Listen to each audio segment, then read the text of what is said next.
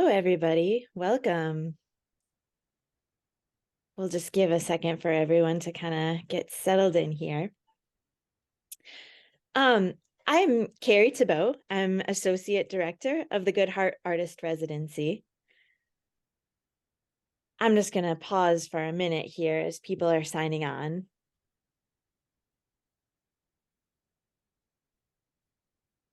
Okay. I'm just going to go over a couple of quick housekeeping items before we get this presentation underway so you can learn more about the residency. The first point is that this is set up, as you can probably see, like a regular Zoom session. So if you could mute your microphones, we'd appreciate that.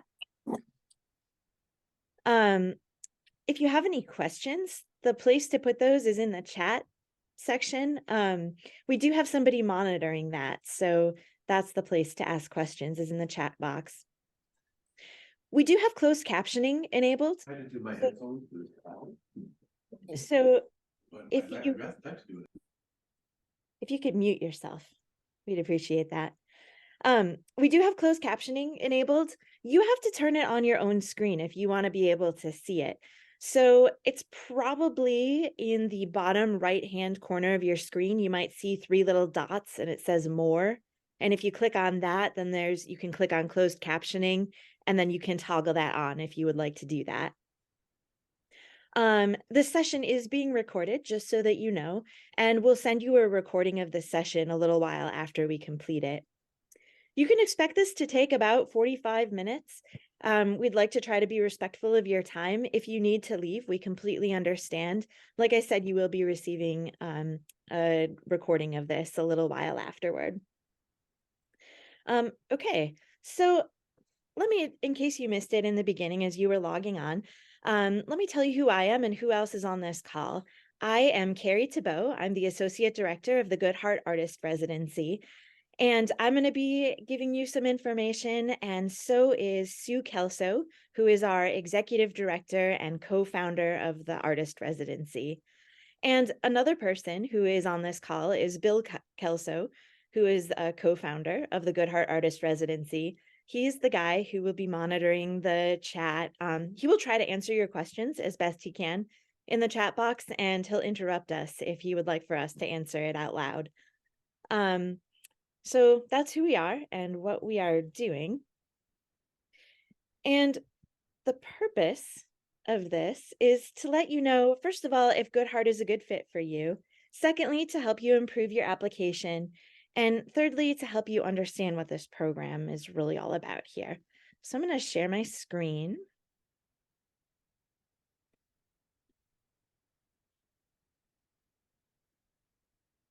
Okay. You can see our mission here at the bottom of this screen. This picture that you're looking at, this is the beach that is accessible to the residency. It's just across the street, just a short little walk. So if you come to the residency, you will probably spend a lot of time taking in this view. This is Lake Michigan. You can see it's ripping and roaring in this photograph. It often is. Sometimes it's dead calm, but it's always beautiful. One really important thing that you should know about our mission is that we are here to nurture artists, writers, and composers. We really take that nurturing element pretty seriously. We like to make sure that you are well-fed and comfortable so that this beautiful place can really speak to you and help to nurture you and your art. And the other important thing to know about our mission is that we connect artists to our local community. It's a rural, remote kind of community, and we think it's really important to be able to bring art to that community. So that, in a super tiny nutshell, is what we're all about.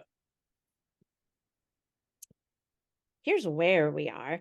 You can see in that picture on the right-hand side of your screen there, we're located at the very tip of the lower peninsula of northern Michigan.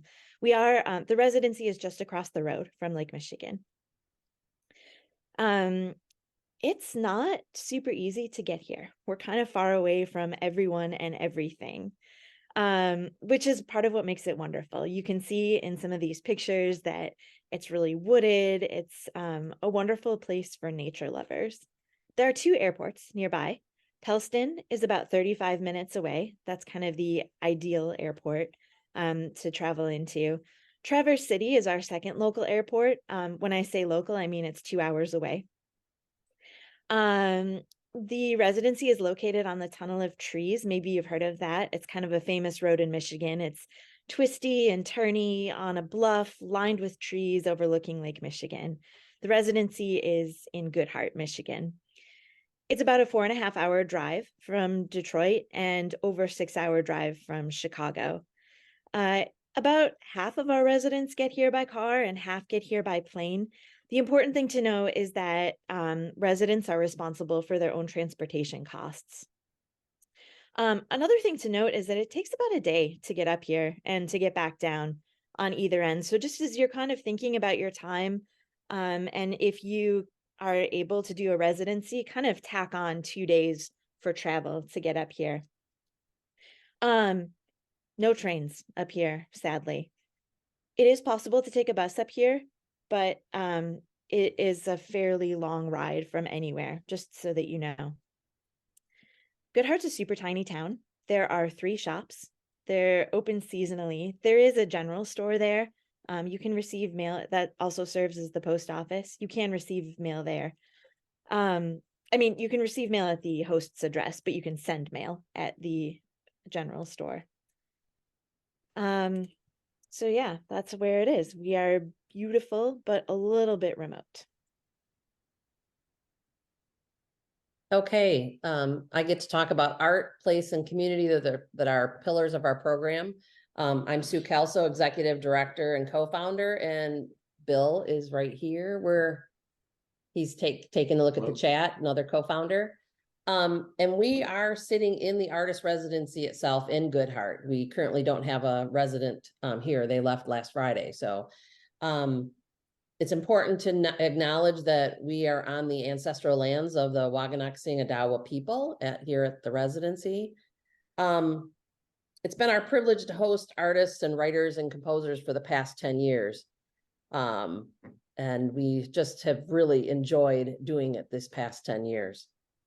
The 3 pillars of the program being art, place, and community, it's really important to focus on these in your application. About art, we're here to celebrate art and to support you as an artist.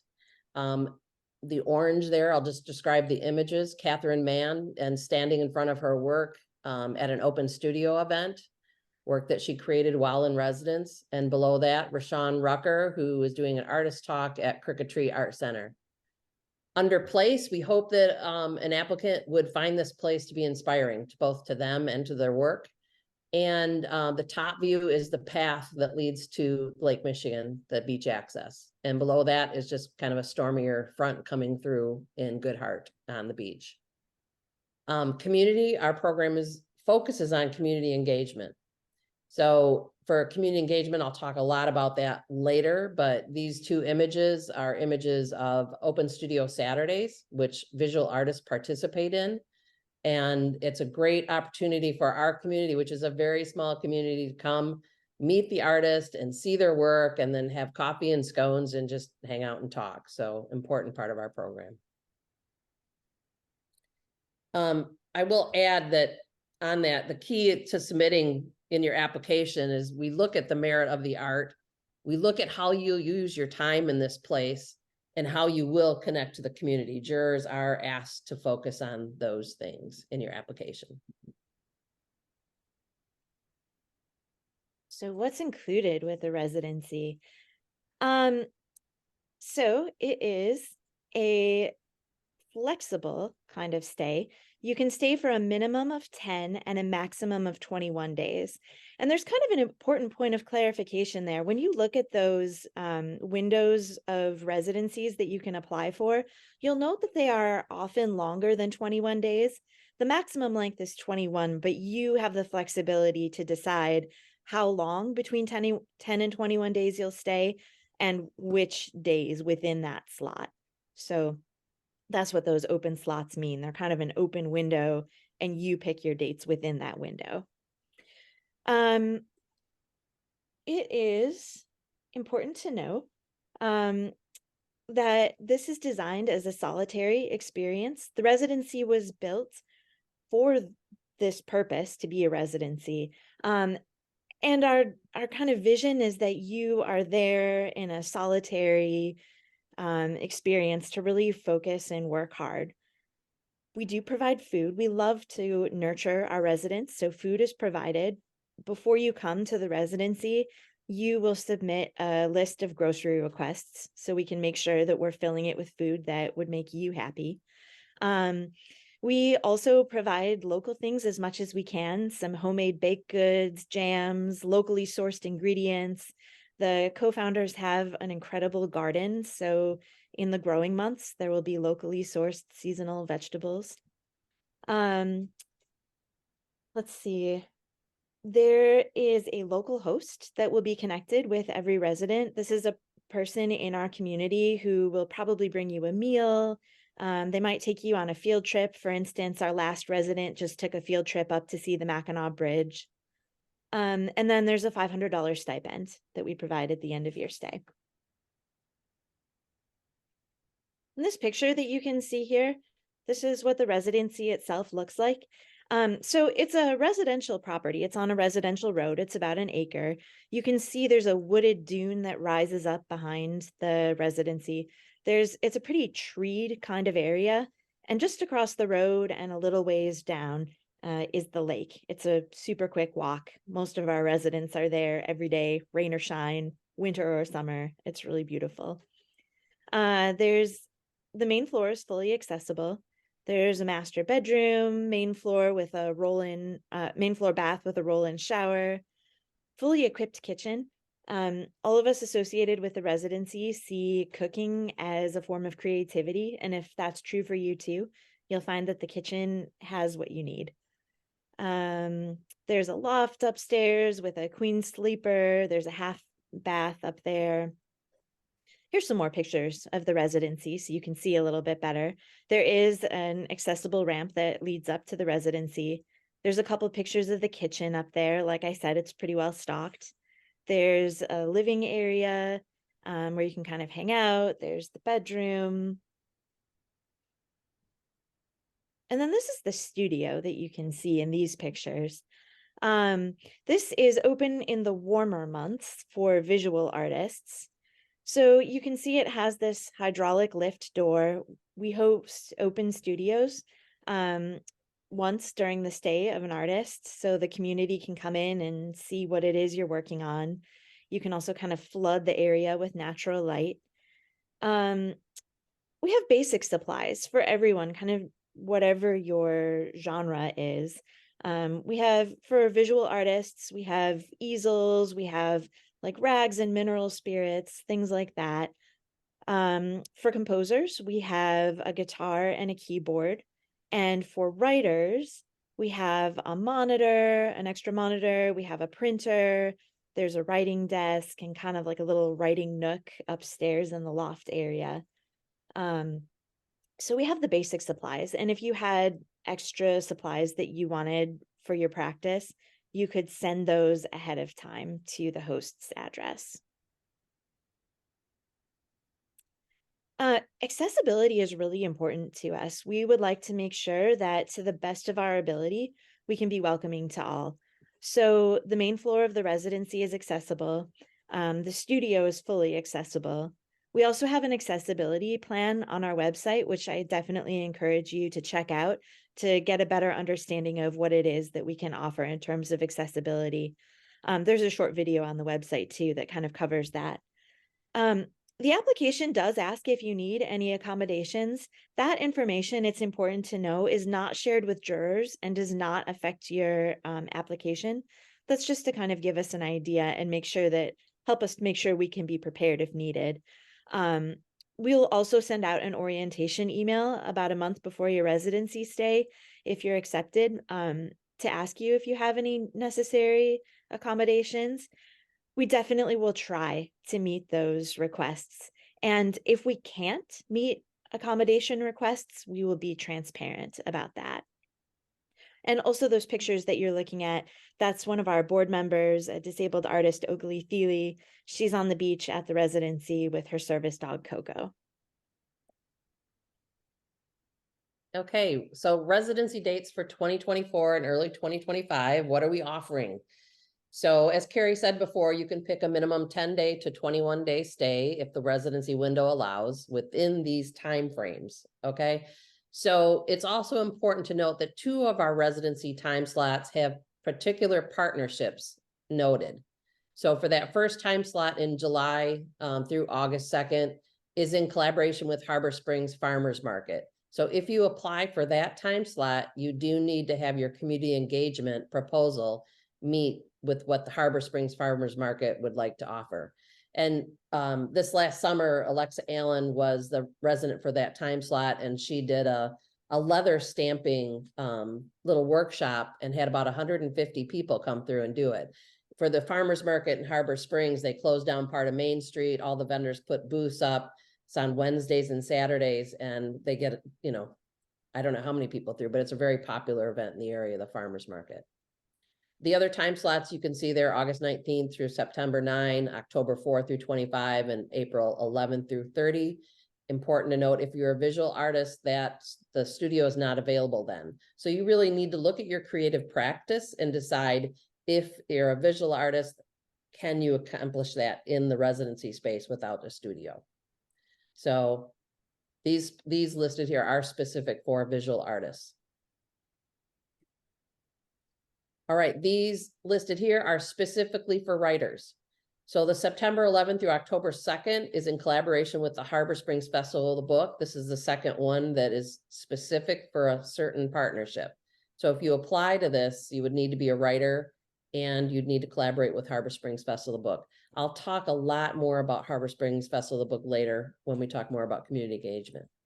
And then the June 13 through 27 is a new residency we're offering this year for 2 writers, Lakeshore Writer Friends. It's important to note it's an off-site residency experience for 2 writers, and it's located about 4 miles north of the residency on a private property. Carrie will talk a lot more about this one later too. And then lastly, a residency dates open for writers or composers to apply. And you can see the dates listed there. In general, we host the visual artists in the spring and summer and the writers and composers in the fall and winter. Exception is the new writers program that will be offered in June. Okay, let me tell you a little bit about this Lakeshore Writer Friends new residency. We're pretty excited about this. This is this new concept that came from a couple of different places. One is there was a presentation at the Harbor Springs Festival of the Book this past year that was a panel discussion about writer friends. And it was discussing how wonderful it is to have that person who's always willing to be a reader. And maybe they give you the feedback you always need to take your writing to the next level. I also have a background as in poetry, and I certainly have my own writer friends. Those are those ones that you share your work with. And this residency is celebrating the spirit of writer friends and that kind of behind the scenes connection that really is something writers rely on to make their work good. So in these pictures here, you can see this is an off-site residency. They're kind of some like rustic vintage cabins. They were built in the 1940s. You can see one has a screened-in porch. There's a picture of a bedroom and another one. Kind of picture like rustic cabin. There are 2 of these cabins on this property. So each writer will have their own cabin. So you'll have your own space to be able to work on your own writing. But the property itself is pretty spacious. There's room to walk around with your writer friend. There's a beautiful cantilevered deck with Adirondack chairs that's overlooking Lake Michigan. There's also some beach access. So there's plenty of space to have good conversations about writing with your writing friend. A couple of things to note about how to apply for this.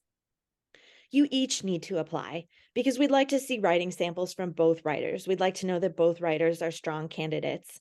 There are a couple of questions that you would have in common. One question on that application is, how would you make the most of your writer friendship while you're staying here?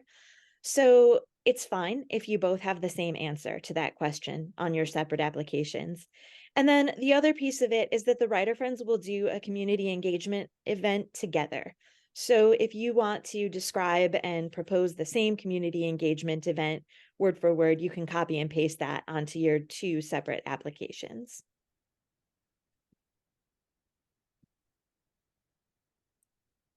So this is the timing for the call. And this applies to everyone, regardless of whether you're applying for Writer Friends or just the general open call. It has already opened. It's ongoing. It ends January 8th, 2024 at 11:59 p.m. Eastern Standard Time. That's a super firm deadline, and you should know that. We can't reopen it. So ideally, you get your application in before January 8th, but know that it closes with a lock at 11:59 p.m. Eastern Standard Time on January 8th. It is our plan and best intention to notify artists that have been selected between March 4th and 6th in 2024, and then non-selected applicants would be notified March 21st, 2024. If that were to change, and it might, it has happened in the past, it has happened that we've been flooded with applications. If we had to push that back, we would let you know. There would be a note on our webpage, and Submittable will also send you a little automated email letting you know that it's coming. But that's the plan. Okay, parent artists, writers, and composers. It's important to us to support parents, creative people who are actively trying to parent. This year, we are offering one childcare grant of $1,000 for to help a resident with at-home dependent care.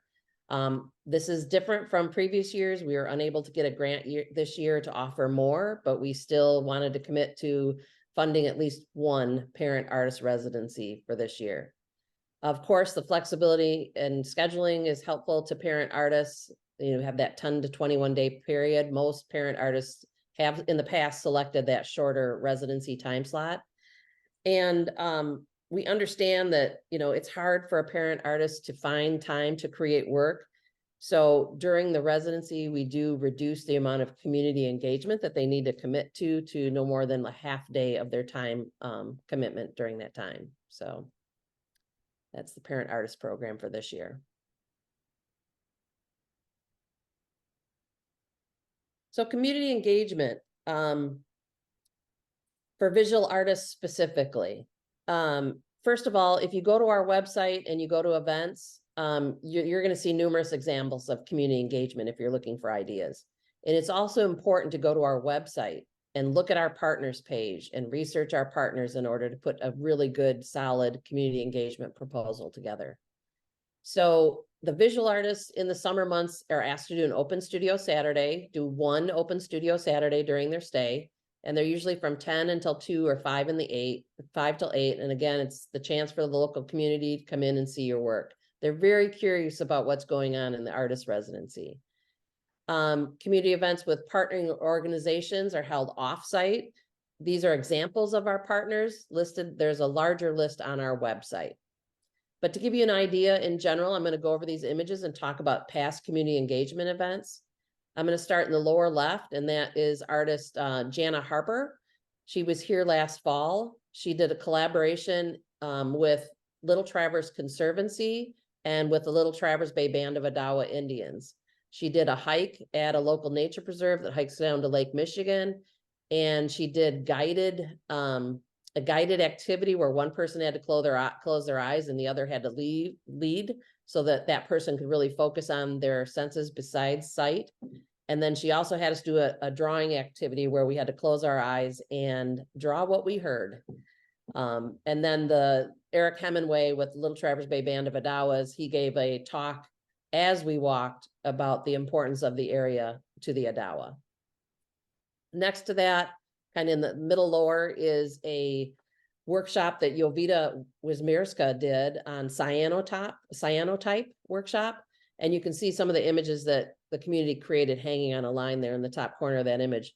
There were all ages at this event. It was part of the Night of the Arts in Harbor Springs. So it was about a 4-hour period of people coming in and doing cyanotype types.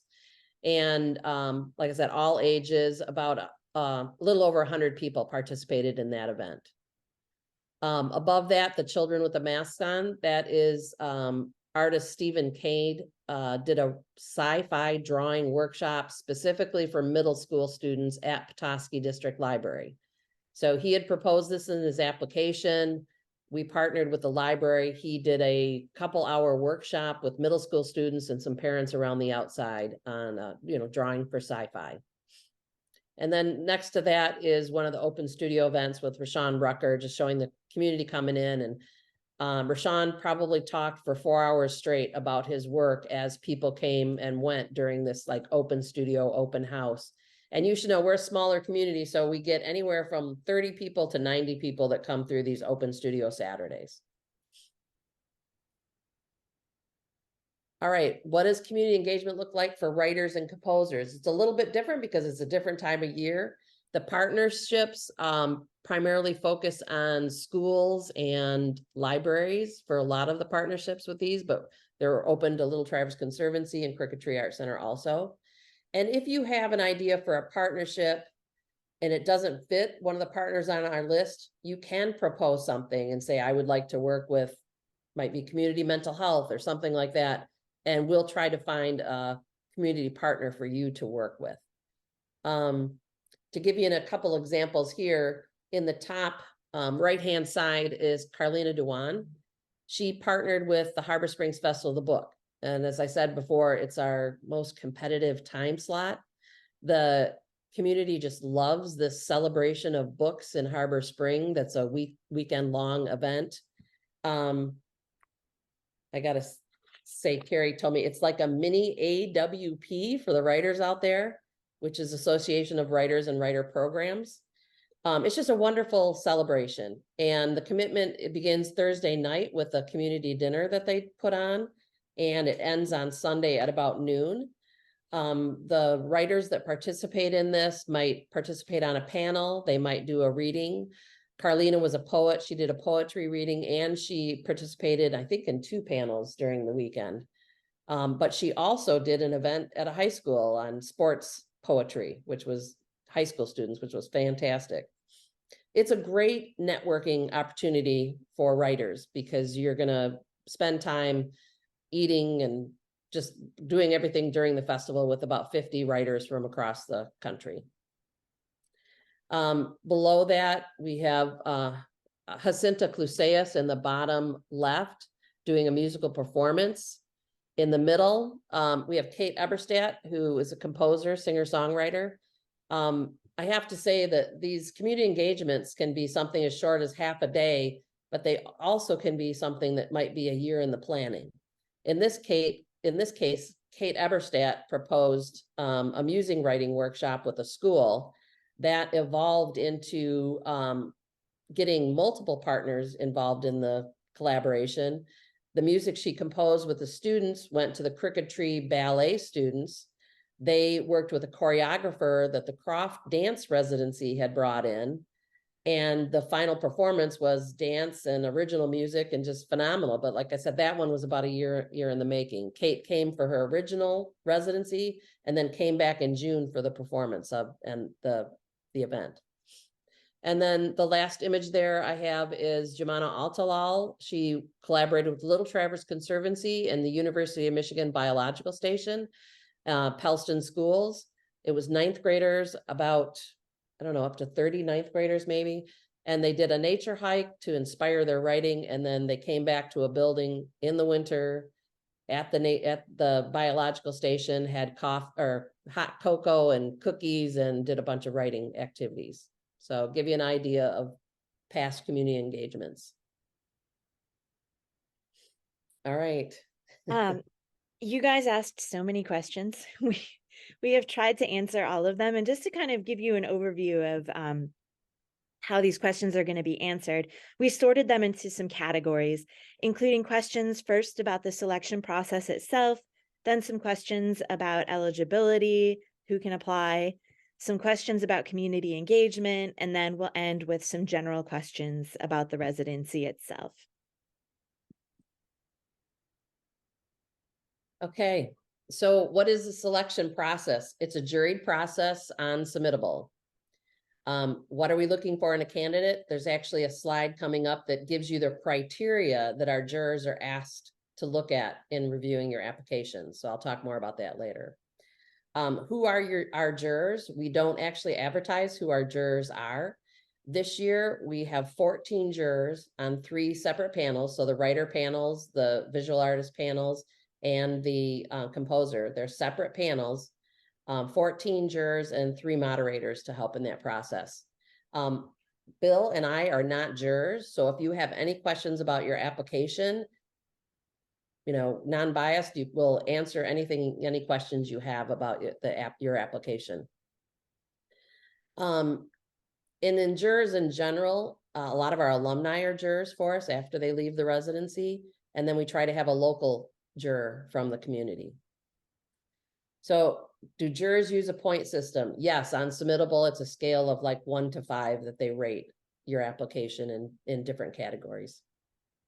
How many applications are usually received? In the past, we had about 200 applications. This last year, I don't know if it was a kind of a COVID, bump, but we had 491 applications. The breakdown was about 160 writer applications and about 60 composer applications, and the remainder were visual arts applicants. So what kind of technology should artists use to submit your work? It's nothing out of the ordinary. When you go to submittable, it tells you the different formats you can use to submit your work. It's worked well in the past. What are common mistakes you see in applications? So I know, especially with applications on submittable, I know you're applying to many programs and you might cut and paste in your application. Sometimes that can be really obvious. So one example I can give you is if you say in your application, I can't wait to network with all of the other composers that are going to be there. Well, our program is solitary. It's a red flag to us right there and to the jurors that you didn't really maybe research what we are as a place, or you're cutting and pasting and not putting a lot of work into the application. So just be careful if you are applying to multiple programs. How long should the statement of intent be? About 2 paragraphs, about 500 words, though we don't have a word limit on that. How do you apply for the parent residency? Simple as checking a box in submittable that you'd like to be considered for that parent residency. How will GHAR choose which artist gets the parent stipend? It's going to be a random draw out of a hat thing. And we wish we had more funds to offer, but we only offer 1 this year. Can a writer apply with sample writing from multiple genres? Yes, our jurors can review poetry, screenwriting, they can review multiple genres. It's always good advice, though, when you apply, to go with your strength, right? What really shows your voice as a writer. Okay, we are going to send you the recording. You can freeze frame this for yourself, but this is the selection criteria in our juror training manual, what they have to look at, what we ask them to look at in reviewing your application. So really important for you to review these, take a look, and make sure that your application, put your best foot forward on these things.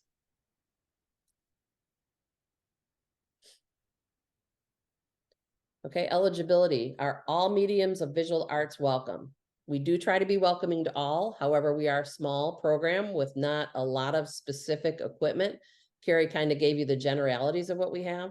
We do not have a kiln, and we do not have a lot of printmaking supplies, though we have hosted printmakers in the past. We see this as a place of inspiration, and we understand in the making of art, it involves research and experimentation. So maybe you could be a sculptor here and use nature around you instead of what you might normally use, or spend the time doing research or finding inspiration from this area. Do you accept photographers, and do you have printing and darkroom equipment? Yes, we do accept photographers, but we do not have printing or darkroom equipment. If you need professional printing done, The closest location is, there is a business in Petoskey, about 40 minutes away, and it would be at your cost to get things printed. Okay, are you looking for artists at a certain stage of their career? When we originally started the program, we were mostly focusing on emerging artists. We've been doing this for 10 years now. We're really open. We want to be welcome to all. So we are open to artists at any stage of their careers. Can a visual artist and writer apply for the Lakeshore Writer Friends together? Unfortunately, no. The spirit of that program is two writers working, bouncing their work off each other. And the people that are allowing us to host that residency there, that was their intent, is to have host writers. So no, a visual artist cannot apply with a writer for the Writer Friends. Do you accept international applicants? Yes, we do. Do you help with travel costs or visas for international applicants? No, the travel costs are the responsibility for anyone coming here to the residency, and we do not help in the visa process for international applicants. Can you apply as a hybrid artist working in more than one medium, such as a painter or writer, painter/writer? So if you're a painter/writer or any other combination of mediums, what we recommend that you do is apply with your strength. Because our juror panels are all separate, you need to apply to one area to have your work considered. So if your strength is as a painter, apply as a painter. But once you're here in residence, if you want to do painting and writing, it's your creative time to do with what you want. So apply with your strength, and then when you get here, it's your creative time. Do you accept metalsmiths? Do you have metalsmithing equipment? We would accept applications from metalsmiths. I have metalsmithing equipment that you can borrow and use at the residency, mostly related to jewelry making. If you have specific needs as a metalsmith or really any form of art, you can ask whether we have certain types of equipment. So your website says you're looking for artists who pursue the craft professionally. What does that mean? I guess what we're looking for is people that are passionate in pursuing their art professionally. We understand that may not be where you are right now. Most of the people that come here have part-time jobs, full-time jobs, and are doing the best to keep, moving forward with their art career. So can I apply to the Elevating Diverse Voices program?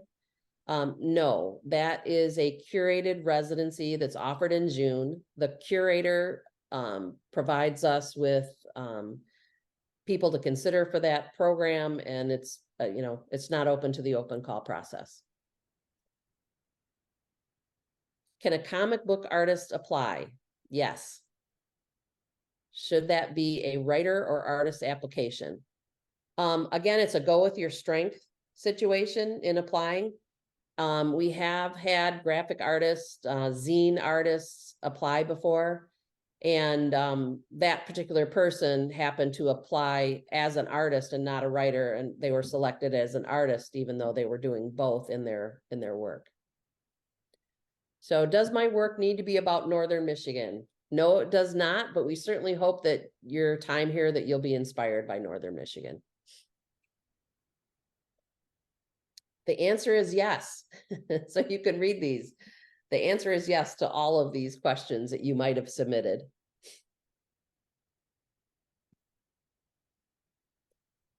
Okay, community engagement, a little more specific. How specific should a proposed community event be?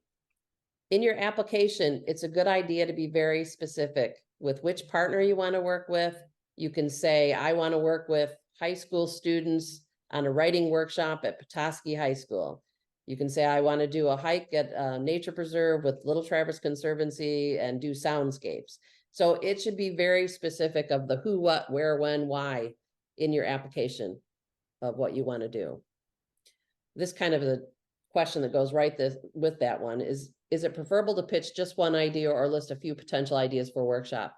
I would really flesh out one main idea, but if you're applying for multiple time slots, which you can do, you can propose different things with different partners. But the main one should be fleshed out pretty well. And then you could also say, but if I get selected for this time slot, I would do this, and give a, a shorter description of what you might be able to do. We really want you to look at your experience, what successful workshops you've done in the past, and propose, what you know. Can I do more than one community event?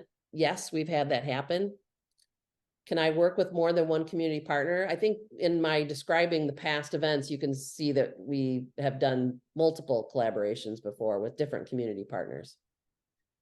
What are the typical ages and group sizes for community events? Well, it really depends on which partner you're going to be working with, correct? If you're working with one of the senior centers or the schools, if that's, kind of an indication of who you'd be working with. In general, in GHAR itself, like if for an open studio, a lot of the community here is 60 and above, to give you an idea. If a lot of the workshops at Crooked Tree Art Center are people that are usually a little bit older. Does the community engagement event need to be directly related to my current work? It's ideal if your community engagement is tied to your current work. However, it's not a bad idea to adapt something you might be doing it to make it like work for a partner. To give you an example, Alexa Allen she's a cabinet maker and a leather worker, and she did the workshop with Harbor Springs Farmers Market, and they made little leather stamped keychains. It certainly isn't a part of Alexa's everyday practice, but took something kind of related to her work and made it adaptable for a large audience to be able to do a workshop. Okay, do you ever partner with Indigenous organizations for community engagement? Yes, I described a little bit with a workshop hike that we did with Little Traverse and the Little Traverse Bay Bands of Adawa. We've also had beading workshops. We had a Rhythm and Roots Two-Spirited concert event last June. So multiple times we've engaged with the local Indigenous organization.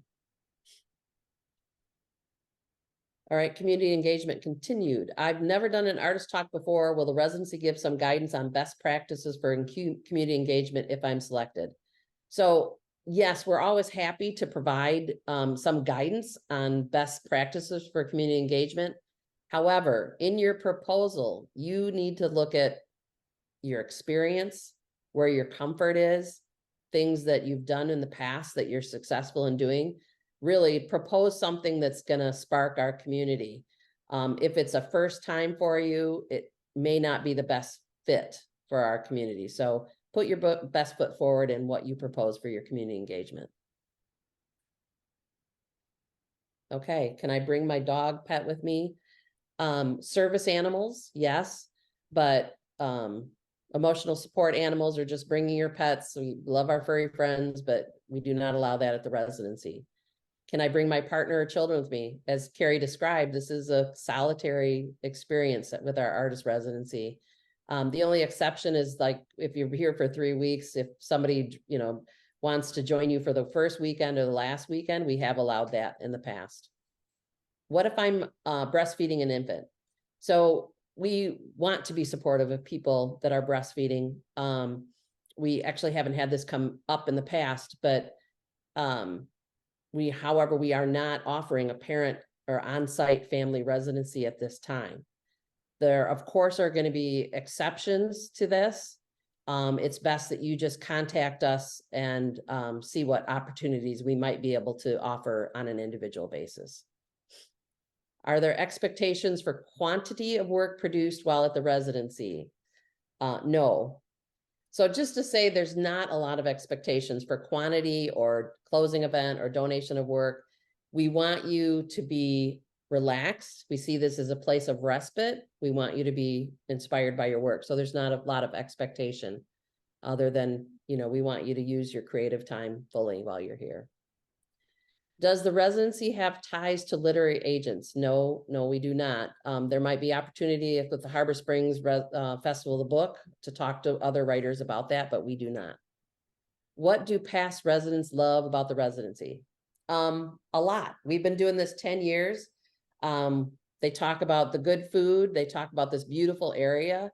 their walks at the beach, and their relationships with the local hosts that come and help and welcome them and might take them on an outing. And of course, if you're applying to this residency, community engagement a lot of times is one of the highlights of the program. We made it. We got to the very end. So I guess my question is to Bill. Are there questions in the chat that we haven't fully answered yet? No, not at the moment. So if anybody has any, either put them in the chat or unmute yourself. And we can stop the share too, so we can see people and they can just raise hand or whatever to ask questions.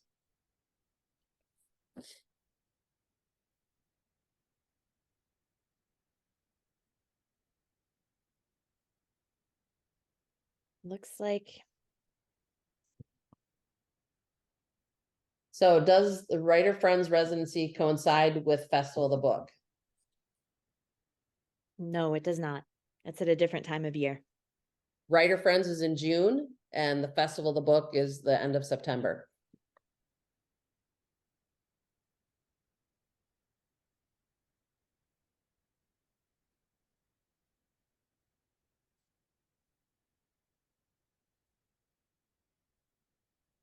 All right, well, I think that might be it. If you do come up with questions after the fact, you're welcome to email us, info@goodheartartistresidency.org. There's also, check out our website. There's all kinds of video tours and extra things that you can learn if you poke around there. And we wish you luck. We love doing this and we love welcoming creatives to Northern Michigan. And we hope that you're one of them. Can I Thank ask you. a quick question? Sure. Sorry, I was having tech glitches and now I can hear myself. I don't know if I'm echoing to other people, but so you might have already said this and I might have missed it, but for the friends, what's it called, friends? The writer You know what friends. I'm talking about. The writer friends. My friend that I'm thinking about applying with, she lives in California. I live in Michigan, so I could just drive up there, but does it cover flights for her or no? No, unfortunately, we don't cover travel costs. Okay, thank you. We do pay the $500 stipend, which most people put towards travel costs, honestly, yeah. Thank you so much.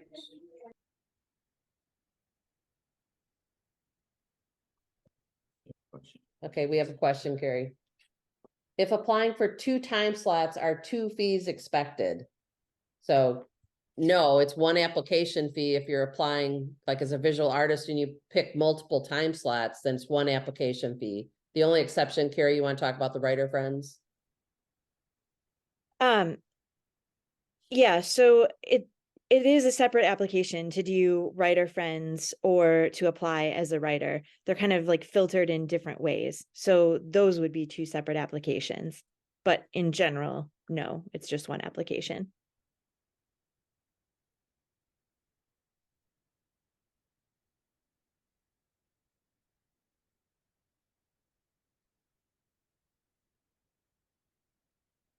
I see a question in the chat. How do I learn more about the farmers market organization? There is a link to their website on our website. So if you go to our website and you click on the community partners, then you can follow that through to their website and see some more pictures and understand more about that.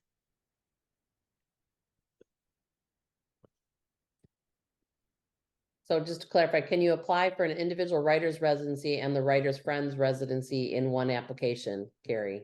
Just, 2 separate. yeah, just, can you go over that one more time? It wasn't apparently clear. Yeah, so no, they're 2 separate applications. And really the reason for that is there's a couple of separate questions on those 2 applications. And the thing is, if you were to do a writer residency on your own, that would be your own community engagement event that you would be proposing. But if you were to do the writer's friends residency, you would be doing a community engagement event together with your writer friend. And so that would probably be a separate type of experience. The Writer's Friends application will also ask you how you're going to make the most of your writer friendship while you're at the residency. So that's why they're separate applications. They really are kind of separate experiences. Any other questions? Well, thank you so much for your time and thank you for being with us, and feel free to reach out if you think of something else. Also, as a reminder, a recording of this session will be emailed to you in a little while.